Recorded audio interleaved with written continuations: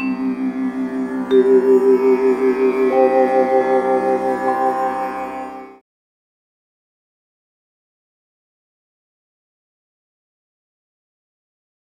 Traders, welcome to mindful trading.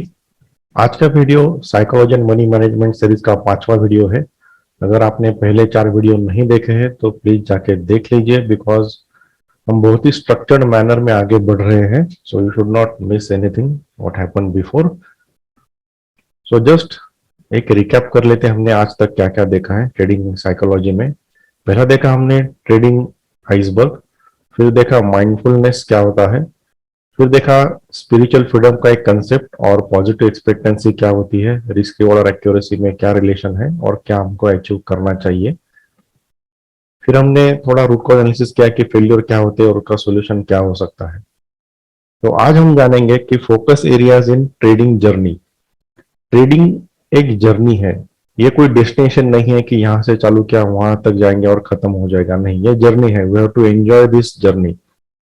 अगर life में भी हम कुछ बड़ा काम करते हैं तो डायरेक्टली वो जंप नहीं करते। फॉर एग्जाम्पल, नर्सरी से लेके अगर ग्रेजुएशन तक जाना है तो दिस इज अ जर्नी। अगर अगर आप कंपनी में कोई एम्प्लॉय हो तो ट्रेनी से लेके सीईओ तक बनने तक ये एक जर्नी है।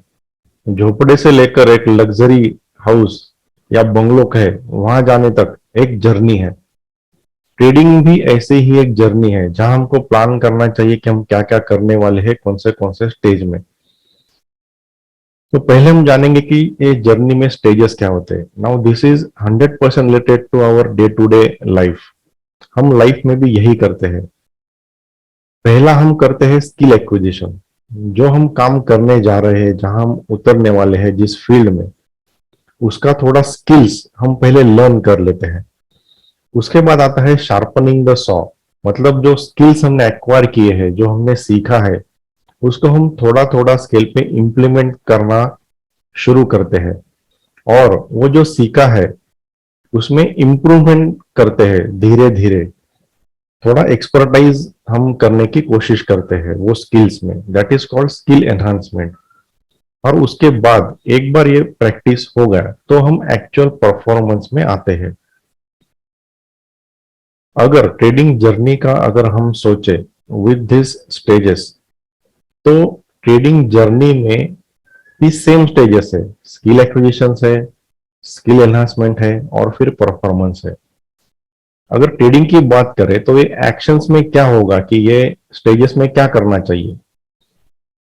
तो पहला है ट्रेनिंग या लर्निंग। अब स्किल एक्विजिशन मतलब लर्निंग। अब इसमें दो रास्ते हैं। कोई ट्रेनर के पास जाओ, that is called training from a trainer, और learning is for self learning. बहुत लोग ऐसे होते हैं जो खुद पे भरोसा करते हैं, खुद पे लर्निंग पे भरोसा करते हैं। इसमें कोई गलत या कोई सही ऐसा कुछ नहीं है, दोनों वैलिड है। किसी से ट्रेनिंग लो या सेल्फ लर्निंग पे भरोसा रखो और स्किल एक्विजिशन करो, but this is action, you have to do that, there is no no go, ये करना ही है। अब उस एक्शन के बाद आता है स्किल एनहांसमेंट। स्किल एनहांसमेंट में क्या करना है ट्रेनिंग में या ट्रेडिंग में, लो रिस्क ट्रेडिंग करना है। जितना मिनिमम आप रिस्क रखोगे उतना ज्यादा फोकस आपका सिर्फ स्किल एनहांसमेंट में रहेगा और ना कि अपना ट्रेडिंग अकाउंट बढ़ाने में रहेगा। तो ये जो स्टेज है, एक बात पक्का ध्यान में रखो कि ये हाथ साफ करने के लिए है, अकाउंट साफ करने के लिए नहीं है। एक बार लो रिस्क ट्रेडिंग हुआ तो उसके बाद you are ready for performance. Performance मतलब एक्चुअल जो ट्रेडिंग प्लान करने वाले हो, कितना अकाउंट में पैसा रखना है, कितना परसेंट रिस्क पर ट्रेड लेना है, वो रिस्क कब बढ़ाना है, कितने ट्रेड के बाद बढ़ाना है, उसका गोल क्या है, ये सब आता है ट्रेडिंग प्लान में। लेकिन ये दोनों जब तक कंप्लीट नहीं होता तब तक यहाँ कूदने का कोई जरूरत नहीं है या कोई फायदा भी नहीं है। वापस एक बार बोलता हूं, हमको हाथ साफ करना है, अकाउंट साफ नहीं करना है। तो हाथ साफ करने का सब कुछ यहां होगा। यहां तक सब कुछ ठीक है, एकदम सिंपल है समझने में। लेकिन प्रॉब्लम आता है इम्प्लीमेंटेशन में।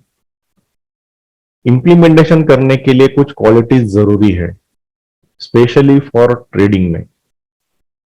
ट्रेनिंग में या लर्निंग स्टेज में क्या इंपॉर्टेंट है? हार्डवर्क इंपॉर्टेंट है। अब ये तो बहुत बड़ा टर्म है, हार्डवर्क। हार्डवर्क हम करते हैं, किसी किसी का मुझे मैसेज भी आता है, सर मैं 5 साल से हूँ, 10 साल से हूँ, 15 साल से हूँ, बहुत हार्डवर्क भी करता हूँ, लेकिन अभी तक प्रॉफिटेबल नहीं हूँ। इसका मतलब क्या है? सिर्फ हार्डवर्क करना जरूरी नहीं है। अगर 100 जगह पे गड्ढे खोदोगे तो पानी निकलेगा नहीं जमीन से, लेकिन एक ही जगह पे 100 बार गड्ढा खोदोगे या 100 बार उसको खोदोगे तो शायद पानी लग जाए। तो ये है हार्डवर्क। हार्डवर्क में इंपॉर्टेंट क्या है? आपको क्या हासिल करना है, ये आपको पता होना चाहिए वेरी क्लियरली। तभी ये हार्डवर्क को कुछ मतलब है, नहीं तो कुछ मतलब नहीं है, गधा काम है। ऐसा नहीं होना चाहिए। तो ट्रेडिंग के पर्सपेक्टिव से हार्डवर्क का आउटपुट क्या होना चाहिए, कि क्या हासिल करने के लिए हम हार्डवर्क कर रहे हैं, ये बहुत इंपॉर्टेंट है। इसमें से पहला चीज है सेटअप फाइनलाइजेशन। आप किसी ट्रेनर का ट्रेनिंग लेके, किसी का वीडियो डाउनलोड करके, फ्री या पेड, जो भी कुछ सीखोगे या सेल्फ लर्निंग करोगे, उसका पहला आउटपुट क्या होना चाहिए? विथ योर हार्डवर्क, वो होना चाहिए सेटअप फाइनलाइजेशन। नाउ ये व्हाइट पेपर पे लिखा होना चाहिए बहुत ही क्लियरली। एक सेटअप में क्या होना चाहिए? पहली बात होनी चाहिए कि आप स्क्रीन पे क्या देखने वाले हो। क्या देखने वाले हो मतलब, इंडिकेटर सेटअप रहेगा तो विच इंडिकेटर्स, प्राइस एक्शन रहेगा तो कौन सा प्राइस एक्शन, पैटर्न पे ट्रेड करोगे, कैंडलस्टिक पे ट्रेड करोगे या कुछ लेवल्स पे ट्रेड करोगे, इतना सारा। दूसरा है कि उसमें से आप जो स्क्रीन पे देख रहे हो, उसमें से आप अंडरस्टैंड कर क्या करोगे, कौन क्या कंक्लूजन निकालोगे, that is second stage. Third stage है आप एंट्री कहां करोगे, स्टॉप लॉस कहां रखोगे, और टेंटेटिवली टारगेट कहां रखोगे। ये है पूरा सेटअप। जब तक इस कंक्लूजन पे नहीं आते, तब तक आपका ये स्टेज कंप्लीट नहीं है, सेटअप फाइनलाइजेशन का बिल्कुल कंप्लीट नहीं है। खुद करो, दूसरों से लो, लेकिन इस कंक्लूजन पे आ जाओ कि मैं एंट्री कहां करने वाला हूं, स्टॉप लॉस कहां लगाने वाला हूं, और टेंटेटिव टारगेट कितना होने वाला है in terms of risk to reward ratio.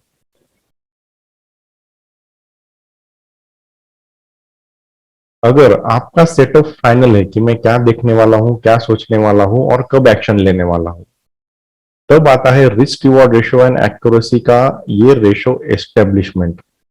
जब तक ये एस्टेब्लिश नहीं है ओवर द पीरियड ऑफ से 100 टेस्ट, तब तक आपका सेटअप फाइनलाइजेशन का कोई मतलब नहीं है। और ये बहुत क्लियर चाहिए कि आपका एक्यूरेसी कितना है और रिस्क रिवॉर्ड कितना है। अगर किसी ट्रेनर से आप ट्रेनिंग ले रहे हो तो एक ही कंक्लूजन आना चाहिए वो ट्रेनिंग का, कि जो आपका सेटअप है उसका रिस्क रिवॉर्ड कितना है और एक्यूरेसी कितना है। अभी ये मैंने पिछले वीडियो में बहुत क्लियरली बोला है कि इसको देखना कैसा है, समझना कैसा है और क्या टारगेट करना है। तो ये जब तक नहीं आता तब तक आपका सेटअप अधूरा है, उसको कोई मतलब नहीं है। खुद निकलो या दूसरों से खरीद के लो, कुछ फायदा नहीं है।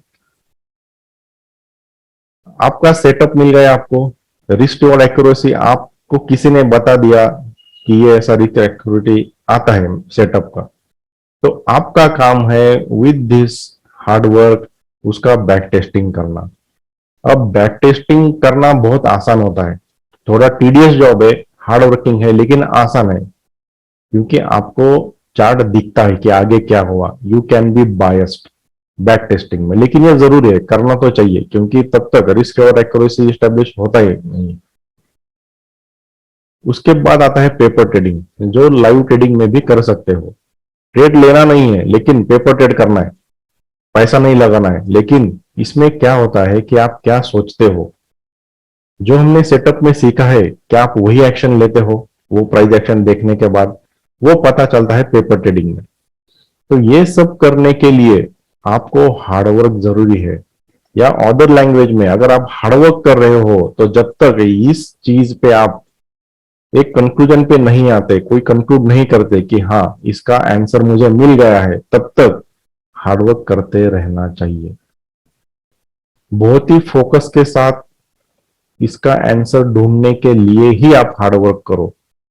हार्डवर्क इसका मतलब ऐसा नहीं है training to training, trainer to trainer घूमते बैठे, टेलीग्राम पे, ट्विटर पे सबको फॉलो करते बैठोगे, यूट्यूब पे सबको फॉलो करते बैठोगे, दैट इज नॉट हार्डवर्क। सबका वीडियो देखोगे, दैट इज नॉट हार्डवर्क।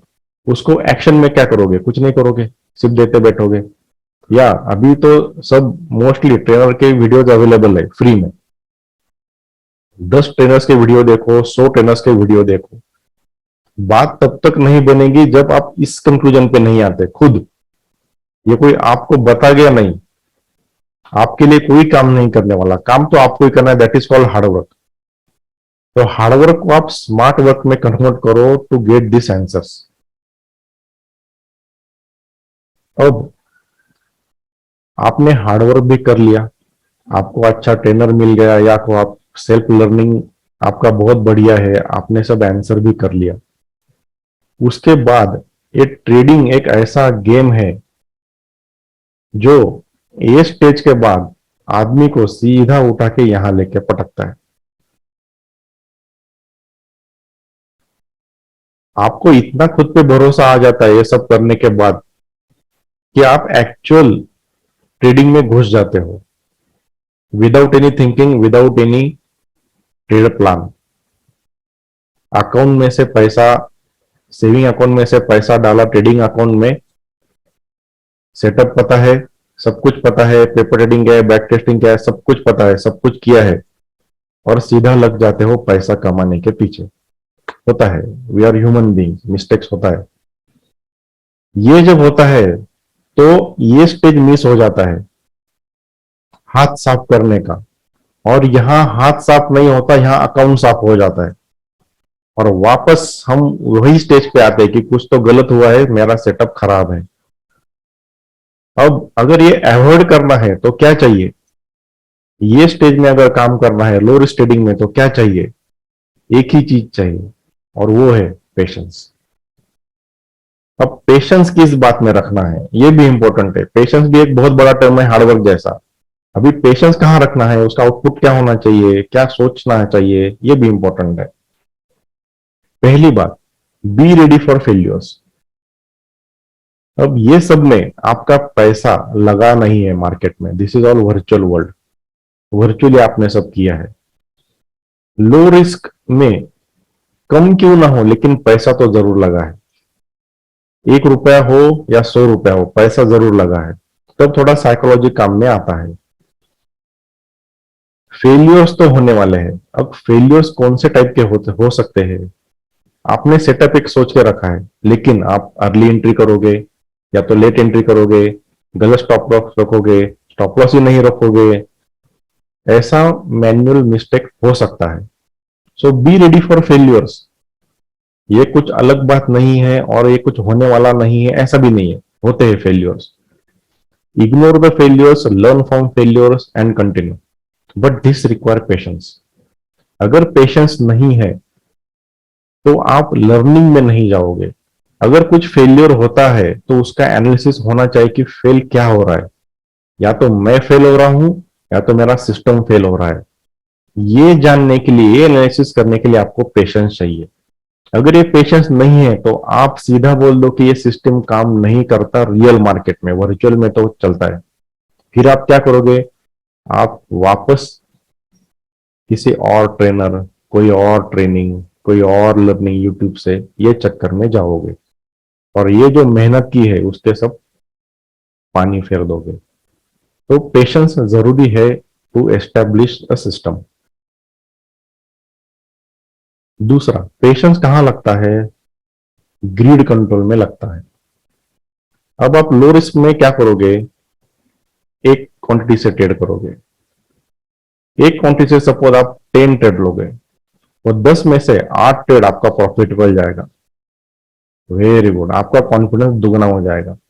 फिर आप क्या करोगे? 1 रुपए का जो रिस्क था वो 10 रुपया करोगे नेक्स्ट 10 ट्रेड्स के लिए। उसमें भी 7-8 ट्रेड आपके सही जाएंगे 10 में से, आपका कॉन्फिडेंस और बढ़ जाएगा। फिर 10 का आप 100 करोगे, आप एक एक जीरो ऐड कर रहे हो। फिर भी अगर 100 रुपया है पर ट्रेड रिस्क और आपका 8 ट्रेड सही जा रहा है 10 में से, तो आप ही भगवान बन जाओगे, या तो लगने लगेगा मैं भगवान ही हूं। और फिर क्या होगा, वो ओवर कॉन्फिडेंस में 100 का होगा 1000। अब एक बात जान लो, ये 3 स्टेजेस में, 1 क्वांटिटी 10, 1 रुपी, 10 रुपी, 100 रुपी, ये जो स्टेज में आपने जो कॉन्फिडेंस कमाया है, वो 2 या 3 ट्रेड अगर गलत जाते हैं 1000 रुपीज से, तो सबकी धज्जियां उड़ने वाली है। ना आपका सेटअप काम करेगा, ना आपका मनी मैनेजमेंट काम करेगा, ना आपका दिमाग काम करेगा। और मार्केट ये तो चाहता ही है कि आपका ग्रिड बढ़े, इसीलिए तो पहला आपका एकदम सही जाता है लो रिस्क है, और रिस्क बढ़ा दिया। जो आप हैंडल नहीं कर पा रहे हो, वो एक ही दिन काफी है जो पूरा 1-2 महीने का पूरा मेहनत बर्बाद करने के लिए। तो ये है ग्रीड। और ये ग्रीड कंट्रोल करने के लिए ना एक ही चीज है, वो है पेशेंस। धीरे धीरे जाना है। Trading is a journey, it is not a destination. 1 रुपए से 10 करोड़ का जर्नी है, वो डायरेक्ट नहीं जाने वाला, एक ही जंप में नहीं होने वाला, मुश्किल है, इम्पॉसिबल है। तो ग्रीड कंट्रोल करने के लिए चाहिए पेशेंस। और पेशेंस कहां जरूरी है, क्यों जरूरी है? Because unknown time span. आप मेहनत खूब करो, आप लो रिस्क में ट्रेडिंग भी खूब करो, बहुत मेहनत करो, बहुत पेशेंस रखो, ग्रिड कंट्रोल करो, लेकिन ये सबके लिए टाइम कितना लगने वाला है, दैट इज बिग क्वेश्चन। दुनिया में कोई दूसरा आदमी नहीं बता सकता कि आप कितने दिन में प्रॉफिटेबल ट्रेडर बनोगे, इम्पॉसिबल है।